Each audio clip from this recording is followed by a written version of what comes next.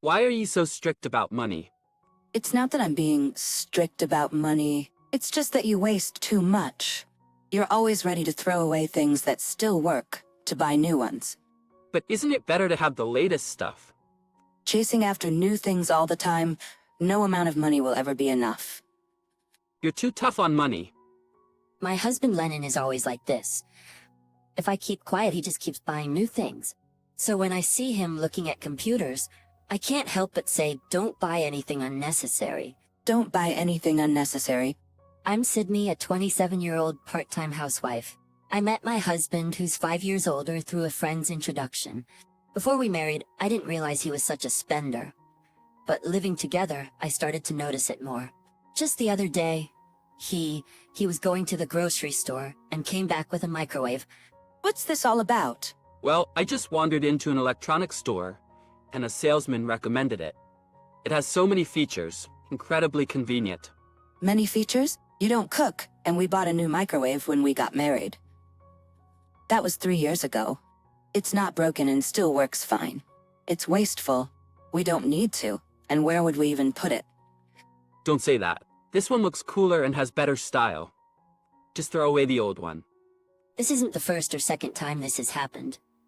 That's why I end up saying something, but to my husband, I seem stingy. And lately, he gets angry if I point it out. Shut up. Don't complain about everything I do. Even so, he passed my sister's approval. When he first came to our house, my sister took a liking to him. I know why. It's his looks. My sister always chooses men based on their appearance. My husband is very handsome, the typical heartthrob type. Even I, who don't care much about looks, was struck the first time I saw him. That's why when we got married, my sister couldn't understand. Why Sydney, of all people? She's 3 years older than me, and we don't look alike at all. I take after our dad, and she's more like our mom. And our mom is stunning. Someone who turns heads wherever she goes.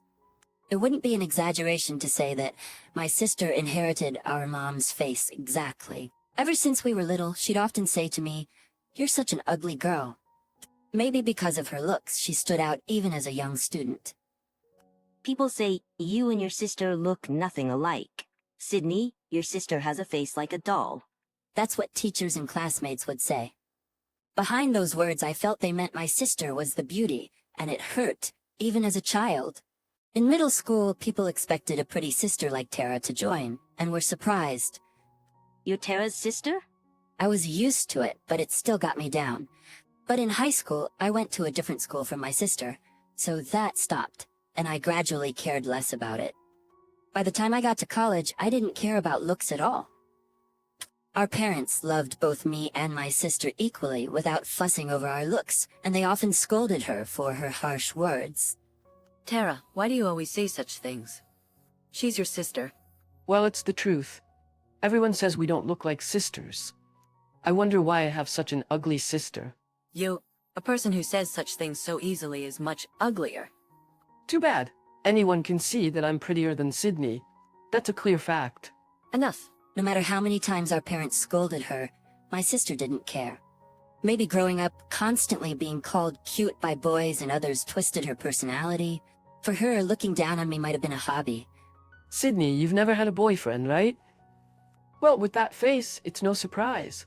I, on the other hand, have never lacked for boyfriends. They keep coming even when I turn them down. Want me to share some with you? No thanks. Keep that up, and you'll be single forever. And if you do get married, he'll definitely be ugly. She used to laugh like that, so when I introduced my husband to my parents, she was absolutely stunned. She must have been waiting to see what kind of ugly man I'd bring home. She wanted to laugh at my choice. After graduating from college, my sister got a job, lived alone, and rarely came home. But she came back when she heard about my marriage, probably for that reason alone. Her plan backfired, and she must have been disappointed. And the fact that I, the ugly sister, got married before her must have bothered her. Until then, she'd sometimes contact me to tease. But in these 3 years since my marriage, I've heard nothing from her. I haven't reached out either. She talks to our parents occasionally, but it seems she only asks for financial help. Just like my husband, my sister is quite a spender. She spends her paycheck as soon as she gets it, And halfway through the pay period, she's calling her parents asking for money, which frustrates them. You're 30 now. Use your salary to cover your own living expenses. Dad, who rarely raises his voice, even shouted at her recently because it was getting out of hand. I thought I wouldn't have much to do with my sister in the future, but I never imagined what would happen. 3 years into my marriage, my husband and I occasionally bicker over money, but I always thought such small disputes were normal for any couple, and our life was mostly peaceful. But then I noticed a change in my husband's behavior. You really are an ugly woman, aren't you? You shouldn't say that to your wife. I was really surprised when I first met your sister at your family's house, Why? because she's incredibly beautiful. I couldn't believe she was your sister. I even thought I might have married the wrong person. Honey, But since we got married, I hardly ever see her, which is a pity. Indeed, even my husband was gaping when he first met my sister. But he didn't say anything then, as it was our marriage meeting. Had he been thinking this all along? I didn't know why he suddenly brought up my sister, but it was quite a shock. The last thing I wanted was for my own husband to say such things. After that, my husband started coming home late more often. He would leave early on his days off. When I asked where he was going, he'd say he was meeting friends or working, but he'd be dressed quite casually. What really bothered me was the occasional sense of makeup on his clothes. He commutes in crowded trains, so it's not impossible that a woman's perfume might transfer. But once I started noticing, I couldn't stop thinking about it every time I did laundry. could he be cheating? Suspicion started to grow. Once you start doubting, there's no end to it. I feel silly suspecting him over just the scent of makeup, yet I can't help but wonder. I didn't want to keep agonizing over it, so I decided to ask my husband directly. Hey, I need to talk to you about something. Good timing. I have something to tell you too. Really? I'm gonna divorce you. What? It was always a stretch, wasn't it? Beauty and the Beast might work, but a beast and a good-looking guy? No balance there. A handsome guy should be with a beauty. My husband initiating a divorce made me think my suspicions might not have been wrong. So does that mean you found someone else? I didn't say that. I just can't stand living with a woman who's so stingy with money and ugly. Plus, you've been hiding something from me, haven't you? What am I supposedly hiding? I don't recall anything. There was actually one thing, but I had decided not to tell my husband. So, you're playing dumb. Fine, have it your way. Anyway, I'm divorcing you. With that, my husband presented me with divorce papers, already signed by him. Are you cheating? I blurted out the question. Huh? What? You planning to squeeze alimony out of me in a divorce court? Don't rely on me just because you're short on money. What are you talking about? That makes no sense. But my husband didn't answer further and left the next day, leaving the divorce papers behind. The next morning he was gone. It was a weekend, so he'd normally sleep in. Something felt off. So I went to the living room and found only the divorce papers on the table, and his clothes gone from the closet. I called him immediately. What's the meaning of this? I told you yesterday I want a divorce. Just sign and send it off. But shouldn't we talk more about something like divorce? I've decided. It's final. Nothing you say will make me change my mind.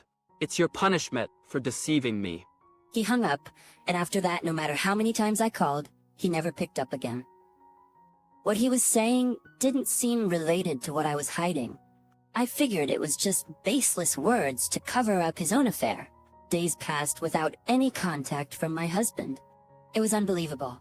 He pushed the divorce papers on me without listening to my side, left, and then cut off all communication.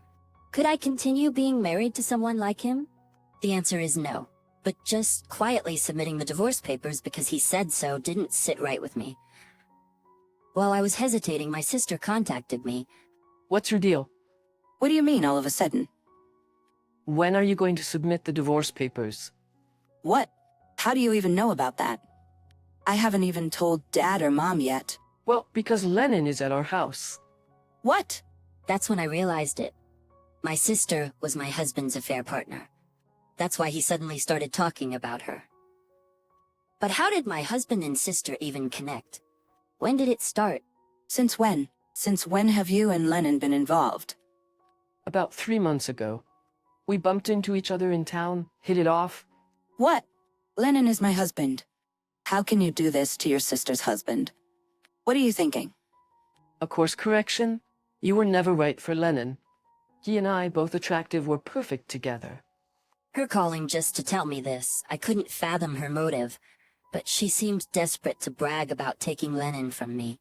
My husband too had no decency, getting involved with his wife's sister. Though I was furious about being left and handed divorce papers unilaterally, I no longer hesitated to submit them. I wanted to divorce him and become strangers as soon as possible. That feeling prevailed, and I immediately filed the papers. It felt like a weight was lifted off my shoulders. I realized I cared more about fulfilling my marital duty than actually loving my husband. That's why I'd ignored his wasteful spending and abuse, telling myself it was okay. I had long since lost any real affection for him. I wondered why I had even been holding on. After submitting the papers, I informed my parents. Hearing the details, they were furious. They tried to call my sister and him to talk, but they refused to meet. My parents offered for me to come back home, but I rented an apartment near my work and started living alone. I could feel my parents being overly considerate because my sister took my husband, so I thought it would be easier to be alone for a while. Surprisingly, I wasn't as hurt as everyone around me seemed to think. The sympathetic looks from friends, relatives, and colleagues felt heavier than the actual situation. That's why I didn't go into details about the divorce at work. I just said it was due to his personality differences. Which isn't a lie. Not long after I filed for divorce, my ex-husband remarried my sister. Dad yelled, "Disowned. Don't ever cross our threshold again." Mom told me about it. I felt nothing, but I felt somewhat sorry that Dad had to raise his voice because of me. I thought my sister and ex-husband were strangers to me now and that I'd never see them again. But, ironically, I ran into my ex-husband at a restaurant where I was meeting a friend. He was there with some colleagues. I turned away, not wanting to meet him. There's Sydney. He called out as I headed to the restroom. He approached me with a smirk, seemingly unashamed. Aren't you having a hard time? Just casually eating out? What do you mean? I heard you're drowning in debt. What? I was momentarily stunned, not understanding what he was talking about. You don't need to hide it anymore. I know everything. That's why you were always so strict with money. I dodged a bullet, huh? Dodged what bullet? If I had stayed with you, I might have ended up responsible for your $500,000 debt. That's no joke. His words clicked something in my head. So that's what it was, I thought to myself. That's why he had said those things about hiding something and playing dumb. But I had no idea about any debt. I live within my means, never needing to borrow money. If there was a debt, it wasn't mine. A realization dawned on me. Who are you confusing me with? What? That's not debt. It's actually the amount of my savings. That was my secret. Before I got married, I dabbled a bit in forex trading. It was just beginner's luck, taught to me by a friend. But somehow I was successful and made quite a bit of money. That scared me. I felt like I could lose my sense of the value of money. Continuing like that, I would be living a life controlled by money, getting happier or sadder with gains and losses. That wasn't the life I wanted. I prefer a simple, ordinary life. So I stopped. The $500,000 I saved then is still untouched. I thought about telling my husband after we got married, but his spending habits made me hesitate. I knew if he found out he would rely on it, and he might encourage me to trade again. Which I didn't want, so I decided to keep it a secret. Come on, how could an ordinary office worker like me accumulate a $500,000 debt? Where would I even borrow that much? Think about it. But Tara said you had a $500,000 debt, and I had to leave you quickly before you stripped me of everything. I thought so. That's just like sister. That's typical of her. She convinced my husband with that lie, and he left me for her. The coincidence that the amount she mentioned as my debt matched my savings is amusing. Almost like it was planned, I suspected she projected her own situation onto me. Given her spending habits, it wouldn't be surprising if she had significant debts. She's the kind who can't resist buying something she wants, even if it means going into debt. But she's just an ordinary office worker, too. It's unlikely she has that much debt unless she's borrowing from dangerous sources. Maybe that's why she targeted my ex-husband. His company is fairly large and he earns more than most men his age in general companies. Perhaps she plans to marry him and use his income to pay off her debts. What do you mean? I'm just guessing, but maybe that debt is actually my sister's? Tara's? Like you, she's only ever spent money, never saved. No way. Maybe you should go home and check properly. My ex-husband's face turned pale at my words. Maybe he was finally facing reality. As he flustered, I felt increasingly calm and realized how fortunate I was to have divorced such a man. Now, I wish I could erase the fact that I was ever married to him. But this is the undeniable reality, and it's time for him to recognize it again. Oh, by the way, you should be receiving it soon. What? The bill for alimony for our divorce case. I asked my lawyer to send it to you. Of course you cheated, so I decided to claim alimony in the divorce. You're still gonna take our money, even with your $500,000 savings? Well, that's a separate matter, isn't it? With a smile, I left my stunned ex-husband standing there and returned to my table. He soon disappeared from the restaurant. I felt incredibly relieved, and the meal and drinks that night tasted exceptionally good. I thought I was done with him. But the next month, he contacted me again. I answered, expecting something about the alimony, but the next month, he contacted me again. I've been thinking. Oh, have you?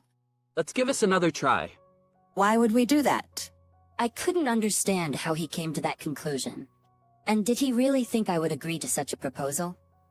She tricked me, Tara did. But now I see clearly. We can start over as husband and wife and use your savings for a lavish life. So he was blinded by my savings. Such a selfish man. Apparently he and my sister had a huge fight afterward. As I suspected, she had debt. Still over $100,000. And after our divorce, without me to keep him in check, my ex-husband had spent lavishly and amassed a significant debt himself. I hung up without responding to his endless excuses and immediately blocked his number. Just as I thought sister might call, the phone rang. Hey, I heard you have savings of $500,000. She had this artificially sweet tone I'd never heard before, that had Just like my sister.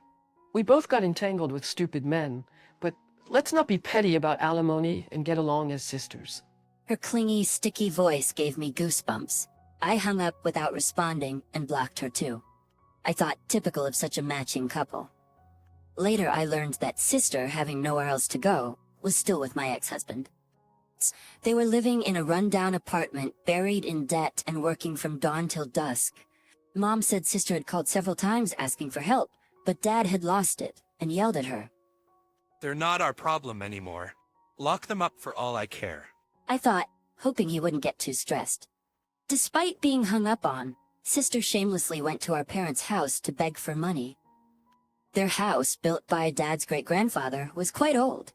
I had planned to use my $500,000 for its renovation, but instead, I bought a new house. It's close to my workplace where I live with my parents now. Of course, we keep our address a secret from sister and my ex-husband. I even asked my colleagues to say I'd left if they came looking for me. They showed some sympathy but agreed. The new house has a nice garden, where Mom enjoys gardening. She's a great cook. Every day I enjoy her delicious meals, have settled well into my new job, and am living happily. Peaceful days like these are truly a blessing.